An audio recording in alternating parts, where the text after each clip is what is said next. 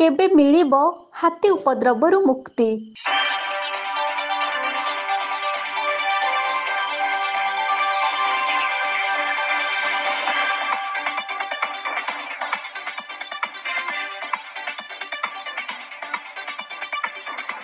ଅନେକ ବର୍ଷ ପୂର୍ବେ ଘଞ୍ଚ ଜଙ୍ଗଲ ମଧ୍ୟରେ ରହୁଥିବା ହାତୀକୁ କେବଳ ସର୍କସରେ ଦେଖିବାକୁ ମିଳୁଥିଲା। ଆଉ ମହନ୍ତମାନେ ଗାଁ ମାନଙ୍କରେ ବୁଲେଇ ମାଗଣ କରୁଥିଲେ।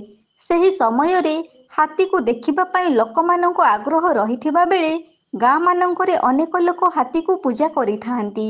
ହାତୀକୁ ଦେବତା ବୋଲି ମାନି ଖୁବ୍ ଭକ୍ତି ଓ ବିଶ୍ୱାସରେ ସଞ୍ଚିତ ରଖିଥିବା ଧାନରୁ କିଛି ଦାନ କରିଥାନ୍ତି।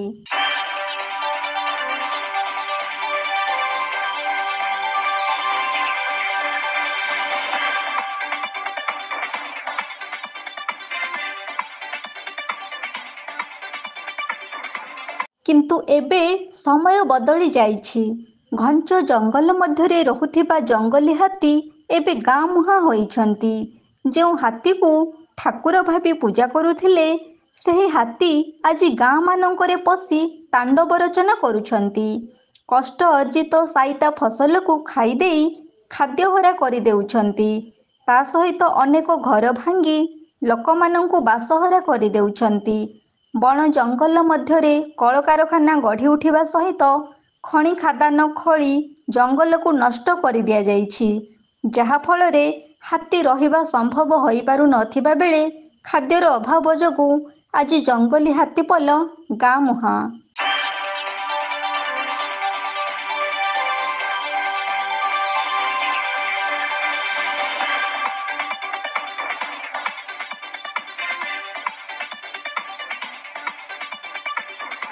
ଏହା ମଧ୍ୟରେ ଅନେକ ମୂଲ୍ୟବାନ ମଣିଷ ଜୀବନ ହାତୀ ଆକ୍ରମଣର ଶିକାର ହୋଇସାରିଛନ୍ତି।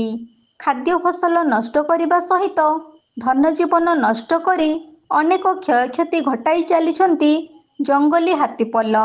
ହାତୀ ଉପଦ୍ରବର ଶିକାର ହୋଇ ଲୋକମାନେ ନାହିଁ ନଥିବା ଅସୁବିଧା ଭୋଗୁଥିବା ବେଳେ ଘର ଭାଙ୍ଗିବା ଆଉ ନିର୍ଦ୍ଦୟ ଭାବରେ ମଣିଷଙ୍କୁ ମାରିଦେବାରୁ ମୁକ୍ତି ପାଇବା ପାଇଁ ମଣିଷ ସମାଜ ସଂଗ୍ରାମ କରୁଛି।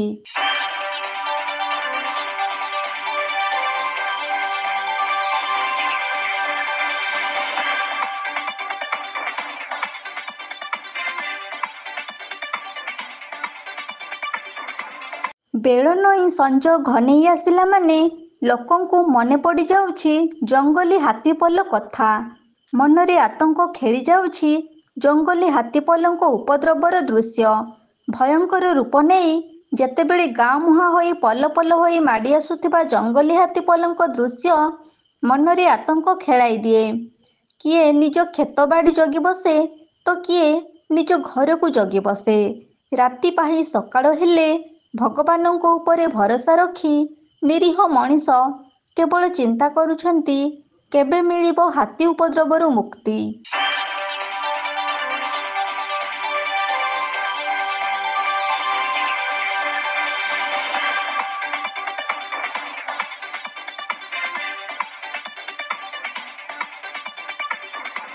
ପାଟଣାରୁ ଦେବାନନ୍ଦ ମହାନ୍ତଙ୍କ ରିପୋର୍ଟ, এবি ନ୍ୟୁଜ୍।